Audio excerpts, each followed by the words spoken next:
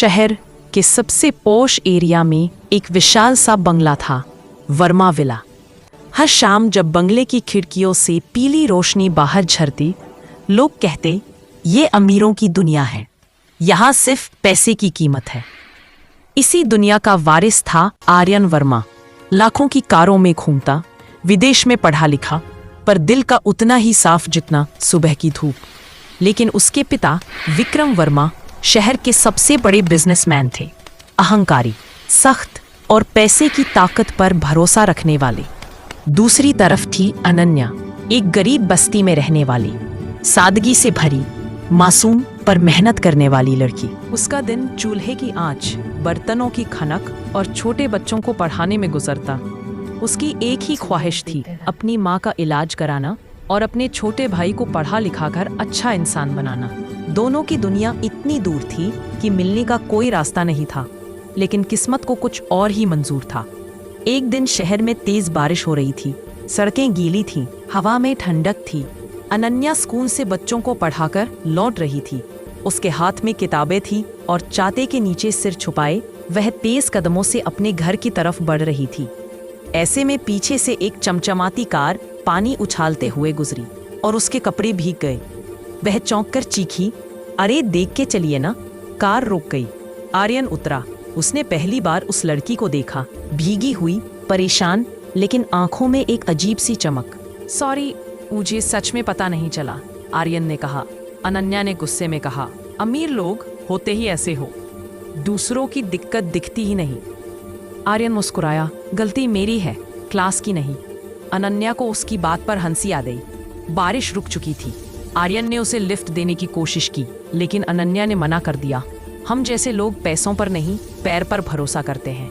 उसके जाते हुए कदमों में इतनी सादगी थी कि आर्यन चाहकर भी उससे नजर नहीं हटा पाया। दूसरी मुलाकात। दिल के दरवाजे खुलने लगे। किस्मत ने ज्यादा इंतजार नहीं करवाया। कुछ दिनों बाद आर्यन अपनी एनजीओ के काम से एक स्लम एरिया गया। वह बच्चों को किताबें, कपड़े बांटने आया था। वहीं उसे अनन्या फिर दिखी। वह बच्चों को गोद में बिठाकर कहानियां सुना रही थी। आर्यन दूर खड़ा देखकर रह गया। इतनी खूबसूरत लड़की और दिल इतनी बड़ी। अनन्या ने उसे देखा और मुस्कुराई। तो साहब, आज फिर कार से पानी छिड़कने नहीं आए? आर्यन हंस पड़ा, नहीं, आज सीखने आया हूँ इंसानियत। धीरे धीरे दोनों बात करने लगे। आर्यन को पता चला कि अनन्या अपनी बीमार माँ का इलाज खुद कर रही है, भाई की पढ़ाई का खर्च उठाती है और रोज स्कूल में ट्यूशन देकर कमाती है। उसी शाम अनन्या को जुकाम हो गया। आर्यन उसकी दवा लेकर उसके घर पहुंचा। अनन्या ने कहा, आपको यहाँ नहीं आना चाहिए था। आपके जैसे अमीर लोग हमारी दुनिया में घुसते नहीं हैं। आर्यन बोला, शायद इसलिए क्योंकि हमारी दुनिया खाली होती है और आपकी दुनिया असली। ये सुनकर अनन्या का दिल पहली बार थोड़ा सा पिघला। दोस्ती से मोहब्बत तक अब रोज आर्यन स्लम एरिया जाने लगा।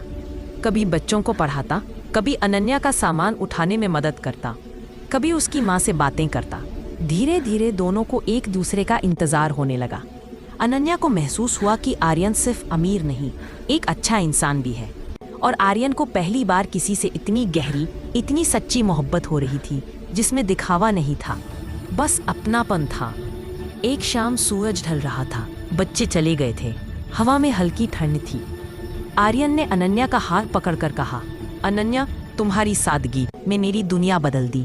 मैं तुम्हारे साथ रहना चाहता हूँ, क्या तुम मेरे साथ चलोगी? अनन्या की आंखें नम हो गईं। मैं तुमसे प्यार तो करती हूँ, पर तुम्हारी दुनिया मुझे नहीं अपनाएगी।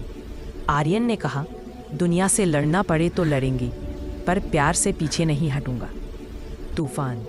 अमीर पिता का विरोध। जब आर्यन ने अपने पिता से शादी की बात की तो विक्रम वर्मा गुस्से से फट पड़ा। एक झोपड़पट्टी की लड़की, मेरे घर की बहू? कभी नहीं। आर्यन बोला, पापा, वो अंदर से खूबसूरत है, मूल्य, संस्कार, प्यार सब है उसमें। विक्रम वर्मा गरजा, हमारा खून अलग है, वो लोग हमारे बराबर नहीं। अगर तुमने उस लड़की से रिश्ता नहीं छोड़ा तो मैं तुम्हें घर से निकाल दूंगा। आर्यन ने पहली बार पिता की आंखों में आंखें डालकर कहा, प्यार जाति, पैसा, हैसियत नहीं देखता, इंसानियत देखता है। अगर आपको मेरा प्यार नहीं मंजूर तो मैं ये घर छोड़ दूंगा। पिता ने उसे रोकने की कोशिश नहीं की, आर्यन घर छोड़कर चला गया। बीच शहर में एक छोटा सा कमरा किराए पर ले लिया। अनन्या को जब पता चला, वह रो पड़ी। तुमने मेरे लिए सब छोड़ दिया। आर्यन ने उसका चेहरा छूकर कहा, सब खोकर भी अगर तुम साथ हो तो यही मेरी दुनिया है।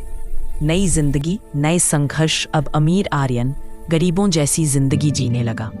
न सुकून, न गाड़ी, न आराम, पर अनन्या के साथ होने की खुशी सब पर भारी थी। दोनों ने सच्चे प्यार की जीत। एक दिन अचानक अनन्या की माँ की तबीयत बहुत बिगड़ गई। उसे बड़े अस्पताल ले जाना पड़ा। ऑपरेशन का खर्च भारी था, 2 लाख रुपए।